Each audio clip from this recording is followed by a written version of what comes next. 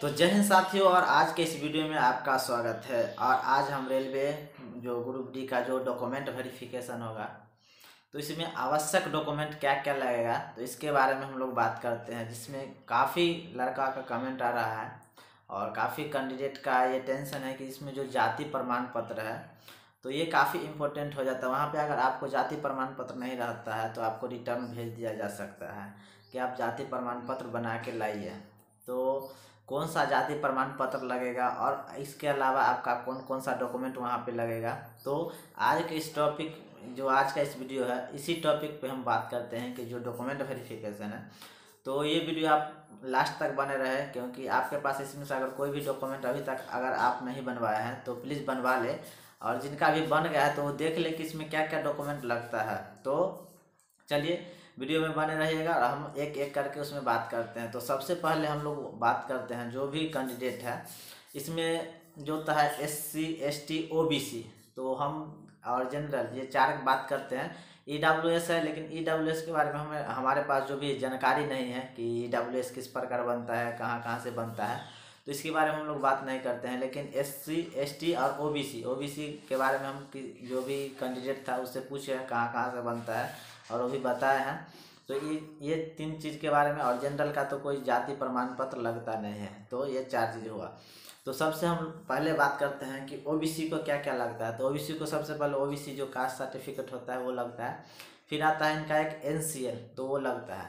तो OBC certificate होता है वो कहाँ से बनता है, किस प्रकार बनता है, और SC ST का सर्टिफिकेट कहाँ से बनता है और कौन सा फॉर्मेट वहाँ पे लगता है। तो आपका इस वीडियो में सबसे पहले हम OBC के बारे में बात करते हैं, फिर SC और फिर उसके बाद ST। तो OBC सबसे पहले आपको जो होता है RO लेवल तक पहले आपको बना हुआ है, तो ठीक है। नहीं बना हुआ है तो सबसे पहले आप RO लेवल यानी जो ब्लॉक लेवल है, तो बिहार में होता है तो ब्लॉक RO लेवल पहले बनता है। तो वहाँ पे आप लोग अप्लाई कीजिएगा। फिर वहाँ पे आप अप्लाई कीजिएगा तो आपको जाति नंबर देगा RO के द्वारा आपका ऑनलाइन होता है, तो वहाँ पे आपका आ जाएगा 14 दिन के अंदर। फिर वो नंबर से ले जाके फिर आपका रेलवे का एक फॉर्मेट है, तो रेलवे के फॉर्मेट में आपको वहाँ पे एक जाति प्रमाण पत्र दिया जाता है कि आपका इस फॉर्मेट में आपका जाति प्रमाण पत्र चाहिए। तो आपका उस फॉर्मेट पे सबसे पहले आपको RO जो भी आप जाति प्रमाण पत्र ब्लॉक लेवल पे बनाया है वो वहाँ पे आपका नंबर डाल के फिर RO आपको वहाँ पे साइन कर देगा। और आपको पास सबसे पहले ये एप्लीकेशन डालना होगा कि किसके लिए हम बना रहे हैं। तो आप वहाँ पे रेलवे डॉक्यूमेंट वेरिफिकेशन डाल के और सेवा में डाल दीजिएगा। RO लेवल के जो डालना है, प्रखंड विकास पदाधिकारी चाहे कुछ ऐसा, वहाँ पे डाल के और उसके बाद आपको दे देना है सब्जेक्ट जो भी कारण है कि हमके रेलवे ग्रुप डी में डॉक्यूमेंट वेरिफिकेशन में ये चाहिए। तो फिर आपको ये अब डाल दीजिएगा। उसके बाद आपको वहाँ पे जाति नंबर वो डाल देगा और फिर RO वहाँ पे साइन कर देगा। फिर वो आपका ब्लॉक लेवल पे बन गया। फिर आपको वो लेके अनुमंडल लेवल पे जाना होगा। फिर अनुमंडल लेवल पर भी आपको सेम अप्लाई करना है, और अप्लाई करके फिर वहाँ पे आप जमा कीजिएगा और फिर अप्लीकेशन लिखिएगा SDM पे कि सर हमको ये डॉक्यूमेंट वेरिफिकेशन में डॉक्यूमेंट वेरिफिकेशन कराना है, तो इसके लिए हमको रेलवे के फॉर्मेट में जाति चाहिए। तो फिर वहाँ पे आप अप्लाई ऑनलाइन करके फिर वो जो देता है आपका रिसीविंग वो लेके फिर वहाँ पे जमा कीजिएगा। तो फिर वहाँ पे वो जाति नंबर डाल के फिर वो SDM लेवल पे आपका वो साइन कर देगा। तो फिर आपका पहले ब्लॉक लेवल फिर होगा, फिर SDM लेवल पर। ये जब दोनों बन जाएगा फिर आपको डिस्ट्रिक्ट लेवल तक जाना है जो OBC के लिए है। तो OBC भी आप फिर डिस्ट्रिक्ट लेवल पे अप्लाई कीजिएगा अपना जाति प्रमाण पत्र। फिर वहाँ से आपको एक नंबर देगा, फिर वो नंबर फिर आपका DM देख के फिर वहाँ पे आपका साइन कर देगा। तो ये OBC के लिए जो होता है जाति प्रमाण पत्र OBC। तो ये आप तक यहाँ तक ये आपका OBC कंप्लीट होगा, जो कि आपका जाति प्रमाण पत्र OBC के लिए कंप्लीट होगा। और आप वहाँ पे जाइएगा तो आपके लिए कोई प्रॉब्लम नहीं होगा। अब SC और ST के लिए बात करते हैं, तो सेम प्रोसेस है, बस उनको ये है कि आपका डिस्ट्रिक्ट लेवल तक आपको नहीं जाना पड़ेगा, आप SDM लेवल तक ही साइन करा लीजिएगा। और प्रोसेस सेम है, प्रोसेस में कोई नहीं।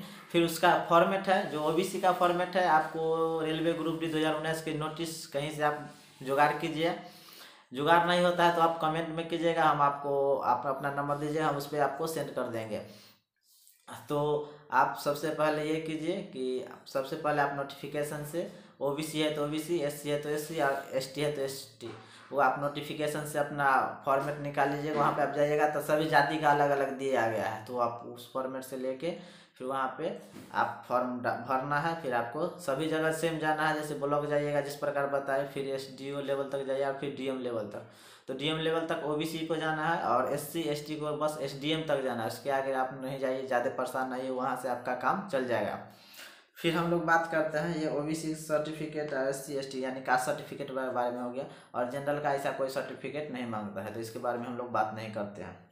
नेक्स्ट बात करते हैं कि आपका जो क्वालिफिकेशन है, तो उसमें कौन सा क्वालिफिकेशन सबसे इम्पोर्टेंट है, तो हम सिर्फ इम्पोर्टेंट के बारे में बात करते हैं। इसके अलावा आपके पास जो भी सर्टिफिकेट है वो आप लगा सकते हैं, इसमें कोई ये नहीं है कि आप नहीं लगाइए। लेकिन जो मैट्रिक का मूल प्रमाण पत्र होता है, जो कि आपको जो भी आप पास किए हैं, जिस ईयर पास किए हैं उससे 3 साल बाद आता है, तो आपको हम साइड में लगा देते हैं। इस प्रकार होता है मूल प्रमाण पत्र BSEB यानी पटना, हम लोग बिहार से है, तो बिहार का जो 3 साल बाद आता है इस प्रकार रहता है, देख सकते हैं यहाँ पे हम लगा देंगे। और ये 3 साल बाद आता है, तो फिर वो आप अभी से ही आप जो भी स्कूल से मैट्रिक पास किए हैं तो वहाँ से आप जाके इसको ले सकते हैं। तो वहाँ पे आप सब ये आपको वहाँ पे मांगेगा है, तो ये सर्टिफिकेट अभी से ही आप लोग जुगाड़ करके रख लीजिए। इसके अलावा आपके पास जो भी इंटर है, ITI है, ग्रेजुएशन है, डिप्लोमा है, BTech है, कोई भी सर्टिफिकेट लगा सकते हैं, लेकिन आपको सबसे पहले जो है इसको चेक किया जाता है मैट्रिक का मूल प्रमाण पत्र, और इसमें आपका कोई भी नाम गलत नहीं होना चाहिए। अगर नाम गलत है तो आप हाफी डिफिट बना ले। कोई भी डॉक्यूमेंट अगर आपका नाम गलत है, जैसे आधार कार्ड, पैन कार्ड या मैट्रिक का मूल प्रमाण पत्र अगर गलत हो गया है तो हाफी डिफिट बनवा ले, और नहीं तो अभी आपके पास समय है तो जाके अपना सुधार करवा सकते हैं। तो दोनों में से कोई काम कर लीजिए, तो सुधार करवा लीजिए, और नहीं तो हाफी डिफिट बना के ज़रूर ले जाइएगा, क्योंकि वहाँ से आपको लौटना ना पड़े। फिर हो गया आपका जो होता है क्वालिफिकेशन, इसके बारे में बता दिए। उसके बाद आपका पास फ़ोटो होना चाहिए, जो अप्लाई किए थे जिस समय वो फ़ोटो है फिर वो भी चलेगा, और वो फ़ोटो नहीं है तो आप नया से भी फ़ोटो ले जा सकते हैं, इसके लिए कोई वहाँ पे प्रॉब्लम नहीं है। तो आप फ़ोटो 4 फ़ोटो 5 फ़ोटो जो भी लीजिए, 4 फ़ोटो से ज़्यादा नहीं लगता, लेकिन फिर भी आपके पास रहेगा तो कोई दिक्कत नहीं करेगा। फिर इसके बाद आधार कार्ड हुआ और पैन कार्ड हुआ, ये सारे डॉक्यूमेंट हुआ। इसके बाद आपको ये सारे डॉक्यूमेंट आपको, अगर आप जो तो है गैजेटेड ऑफिसर से साइन कराने के लिए बोलेगा, ले जाने के लिए गैजेटेड ऑफिसर। अब गैजेटेड ऑफिसर कौन हुआ, तो सबसे आपको पहले या तो CO से करा लीजिए, BDO से करा लीजिए, SDO से करा लीजिए, या तहसीलदार और होता है, या कोई भी कॉलेज का प्रोफेसर होता है उससे भी साइन आप लोग करा सकते हैं, तो वो सब गैजेटेड ऑफिसर में आता है। तो कोई भी अगर साइन कर देता है तो चल जाता है इसमें से, तो सभी पर साइन करना चाहिए गैजेटेड ऑफिसर से। अगर कोई भी डॉक्यूमेंट अगर वहाँ पे छूट भी जाता है गैजेटेड ऑफिसर से, तो आप सेल्फ अटेस्टेड भी कर सकते हैं, तो इसके लिए वहाँ पे आपको बोल देगा सेल्फ अटेस्टेड कर देने के लिए। सिकंदराबाद में तो ऐसा हुआ, इसीलिए हम बता देते हैं, कई लोग सेल्फ अटेस्टेड भी कर दिए हैं, तो इसके लिए आप लोग घबराए ना है, और जो भी इनमें से पहले ही साइन करा लीजिएगा, ठीक रहेगा। और सभी का डबल कॉपी पर करा लीजिएगा तो ज़्यादा बेटर है, डबल कॉपी ले जाइएगा, जो भी है डॉक्यूमेंट सारे का डबल कॉपी जिरक्स करा के उस पर सेल्फ अटेस्टेड नहीं, सेल्फ अटेस्टेड तो वहाँ पे अगर मांगेगा तो कर दीजिएगा। यहाँ से आप किसी गैजेटेड अफसर से साइन करा लीजिए, जैसे BDO, CO, SDM या तहसीलदार होता है, या हाई स्कूल का जो होता है हेडमास्टर, उससे भी करा सकते हैं, या कॉलेज का हेडमास्टर भी कर देगा आपका, तो चल जाएगा। और ये सभी में कहीं भी आपका कोई भी प्रॉब्लम है, कोई भी नाम वाम में प्रॉब्लम है, तो आप हाफी डिफिट जरूर बना के ले जाइएगा। तो इतना इम्पोर्टेंट है आपका DV के लिए, और DV में जाइए, कोई प्रॉब्लम नहीं है। वहाँ पे आपका जैसे सबसे पहले आपको फिंगरप्रिंट लेगा, फिंगरप्रिंट लेने के बाद आपको एक फॉर्म है, वो फॉर्म जिसमें कि आप जिस समय CBT दिए थे उस समय आप एक अथी उतारे थे, पैराग्राफ उतारे थे, तो सेम पैराग्राफ जो कि आपका वहाँ पे मिला था हैंड राइटिंग की यही व्यक्ति है या नहीं, तो सेम पैराग्राफ वहाँ पे दिया जाता है कि आप फिर वहाँ पे कॉपी करके फिर सेम जैसे CBT में लिखे थे सेम वैसा ही उस प्रकार वहाँ पे लिखना है।